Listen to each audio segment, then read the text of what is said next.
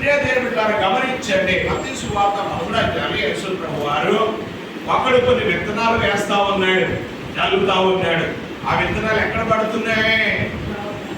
కొన్ని త్రోవ పక్కన పడ్డాయి, కొన్నేమో ఆ రాతి నేల మీద పడ్డాయి, కొన్నేమో ముళ్ళ కంపుల్లో పడ్డాయి, కానీ కొన్ని మంచి నేలలో పడ్డాయి.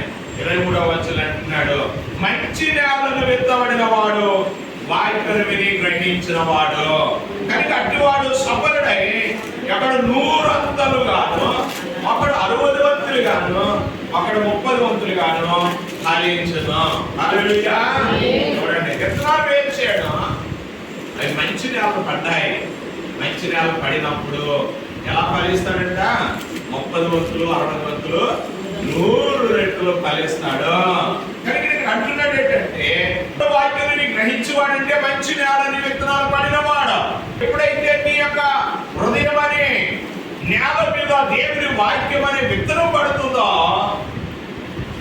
అప్పుడు నువ్వేం చేస్తావంటే 100 అంతలుగా ఫలిస్తావు. హల్లెలూయా. గ్రహిస్తావు, సరి చేసుకుంటావు జీవితాన్ని.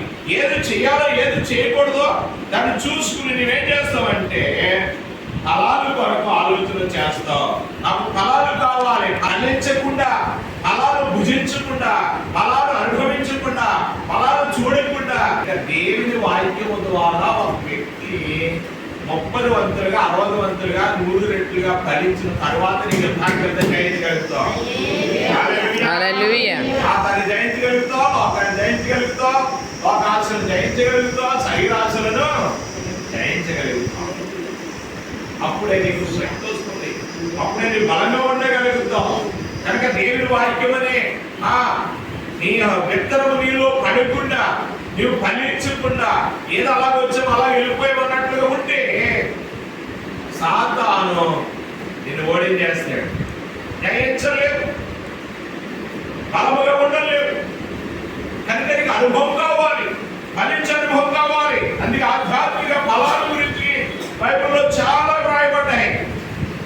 మనం మొట్టమొదటిగా చూస్తే రాసిన 2వ పత్రిక 1వ అధ్యాయము 5-8 వచనాల వరకు. ఆ హేతువు చేతనే చదువు మీ మట్టుకు మీరు పూర్ణ జాగ్రత్త గలవారై చూడండి, విశ్వాసులందు సద్గుణము, సద్గుణమునందు జ్ఞానము, జ్ఞానమునందు ఆశానిగ్రహము, ఆశానిగ్రహమునందు సహనము, సహనమునందు భక్తి, భక్తి యందు సహోదర ప్రేమ, సహోదర ప్రేమ యందు దయను మార్చుకొనుడి. ఇవి మీకు కలిగి విస్తరించునేలా అవి మన ప్రభువైన యేసుక్రీస్తును గురించిన అనుభవ జ్ఞాన విషయంలో మిమ్మల్ని సోమరులైనను నిష్ఫలులైనను కాకుండా చేయడం దేవునికి స్తోత్రం. హల్లెలూయా. నీ నేల బాగా పండాలి అంటే సోమరులుగా ఉండకుండా, నిష్ఫలు కాకుండా, పని కూడా ఉండలేవు. ఎందుకంటే నీవు అనుభవ జ్ఞానం కలుగుతాది. నీవు ఎలా విత్తనం వేయాలి, ఎలాగ ఆ విత్తనాన్ని ఫలింపజేసుకోవాలి, ఎలాగ నారు పెట్టాలి, ఎలాగ దానికి నీరు పెట్టాలి, ఎలా దానికి పిండి వేయాలి, ఎప్పుడు చెత్త తీయాలి, ఎప్పుడు దానికి ఫలాలు వస్తాయి, ఎప్పుడు దానికి మందు కొట్టాలి.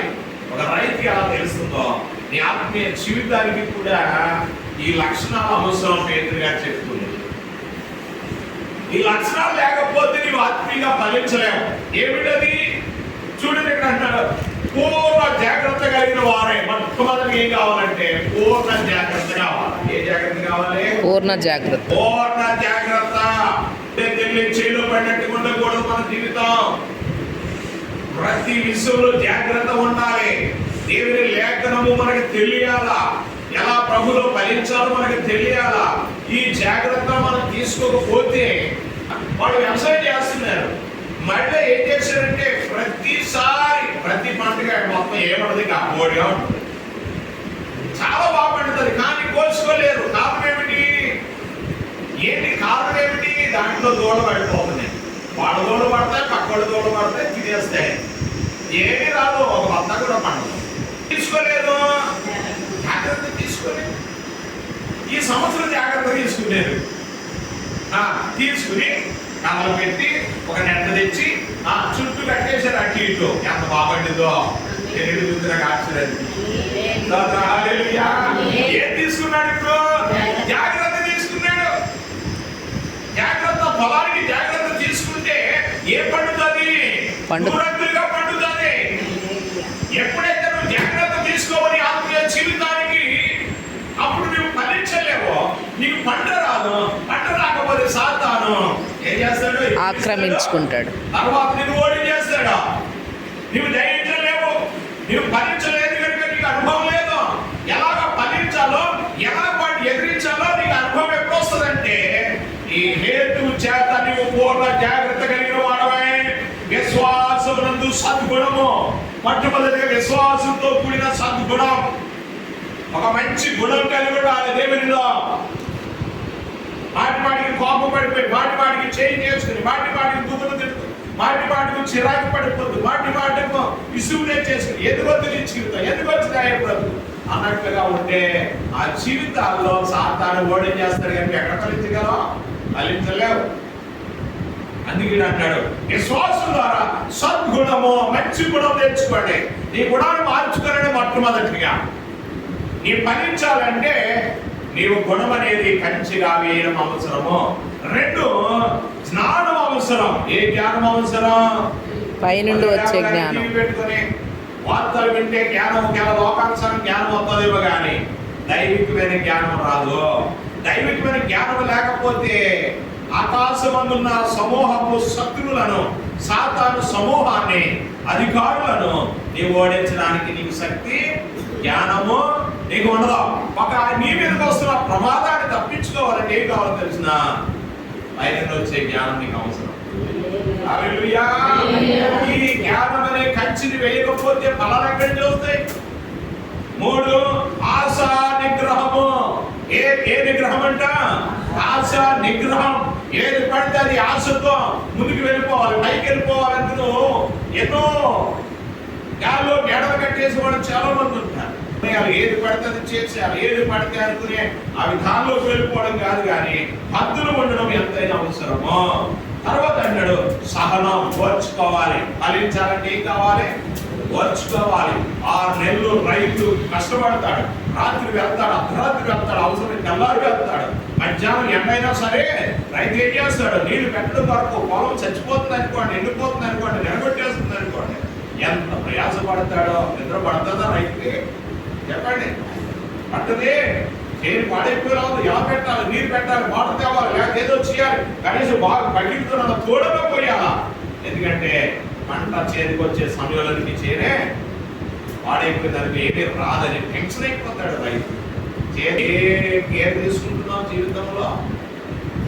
ఆత్మీయమైన శక్తులను ఎదిరించగలగాలంటే లోకంలో ఉన్న మనము ఏం చేయాలో తెలిసిన మనకు కావాల్సింది సహనము అవసరము. చాలా మంది ప్రార్థన చేస్తాం, ఏం జరిగింది లేదు, అందరూ ప్రార్థన చేస్తలేదా, ఏమైంది అనేవాళ్ళు ఉన్నారు. చాలా ప్రార్థన చేస్తే మాత్రం చెప్పోయిందా అనేవాళ్ళు ఉన్నారు. ప్రార్థన చేస్తే మాత్రం పంటపట్టిదా అనేవాళ్ళు ఉన్నారు. సహనము లేని జీవితం, దేని మీద ఆధారపడిన జీవితం. పరీక్షలు వస్తాయి, శోధనలు వస్తాయి, కన్నీరు వస్తుంది, రావాలి జీవితంలో. అవన్నీ ఉంటేనే నువ్వు మనిషిగా నిలబడగలుగుతావు. అవన్నీ ఉంటే నువ్వు సాతాన్ని ఎదిరించగలుగుతావు. అవి ఉంటేనే లోకంలో విషయాలు పొందగలుగుతావు. అవన్నీ ఉండడం వల్లనే నీ దగ్గర అనేక అనుభవాలు ఉంటాయి. బాగా పంట పండించావనుకో, అభిమండించావనుకో, 50 పండిన రైతులకు ఎవరు వస్తారు చెప్పు? ఎవరు వస్తారు? న్యూస్ పేపర్ వస్తాడు, టీవీ కూడా వస్తాడు, మందులు ఇచ్చిన వస్తాడు, అవునా? తర్వాత ఏంటంటారు, చుట్టుపక్కల అందరూ వస్తారు. బాబు 50 పండించావు, ఏ పిండి వేసావు, ఏ మందు కొట్టావు, ఏ సమయం వేసావు, ఏ విత్తనం వేసావు, ఎప్పుడు నీరు పెట్టావు అడుగుతారా లేదా? ఇంటికాడ కూర్చొని చక్కగా పడుకున్నావు అడుగుతాడు ఎవరన్నా కదా? అంటే అర్థమేంటి? ఒక వ్యక్తి ఎంత సహనము కలిగి తన పంట పండడానికి ప్రయాసపడ్డాడో అర్థం చేసుకోవాలి. ఒకసారి పంట కొరకు అంత ఆలోచన చేస్తుంటే నీ ఆత్మీయ ఫలాలు కొరకు నీవు ఏమి ప్రయాసపడుతున్నావు, ఎంత సహనం కలిగి ఉన్నావు.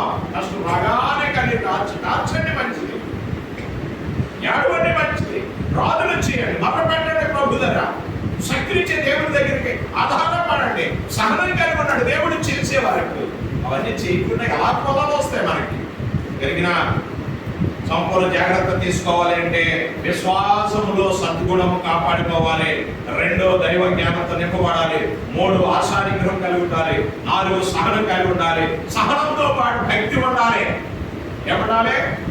సహనంతో పాటు భక్తి, దైవ భక్తి అవసరం. దేని మీద ఆధారపడ్డ అవసరం. పల్లవోడు చెప్పారు అందుకే ఇలా చేస్తున్నాం కాదు ప్రియులారా. దేని మీద ఆధారపడ్డ అవసరం. దైవ భక్తితో కార్యాలు చేయడం అవసరం. దైవ భక్తి లేకుండా, దేవుని ఆరాధించకుండా, దేవుని స్తుతించకుండా, దేవుని కాపుదలు అడగకుండా నువ్వేదో చేసుకుంటూ సహనంగా ఓర్చుకుంటున్నా లేనుకుంటే అది కూడా దేవునికి ఇష్టమైనది కాదు. అది కూడా సరైన ఫలాలు ఫలించలేవు. దైవ భక్తితో పాటుట సహోదర ప్రేమ అవసరము. ఏం కావాలి?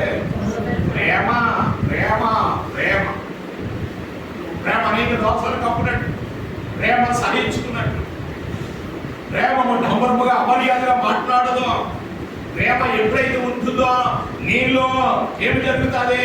ఇద్దరుల యందు ప్రేమ కలిగి ఉంటాం కనుక ఆ సహోదరు ప్రేమ యందు దయ కూడా వస్తుంది. ఎప్పుడైతే నీలో ప్రేమ వచ్చిందో దయ వస్తుంది. ఇవి ఎప్పుడైతే ఇవన్నీ అమర్చుకున్నావో అప్పుడు ఏం చేస్తావంటే నీవు సోమరిగా ఉండలేవు. నీ పంట నిష్ఫలం కాదు, పండుతనే ఉంటుంది.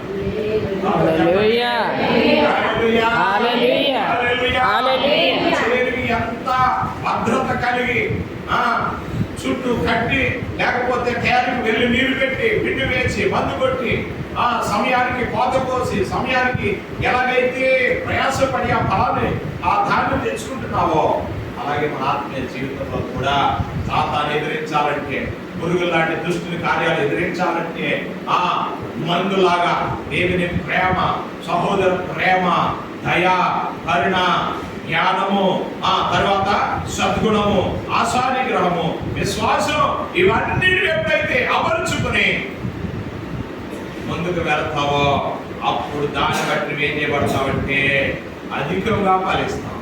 హల్లెలూయా.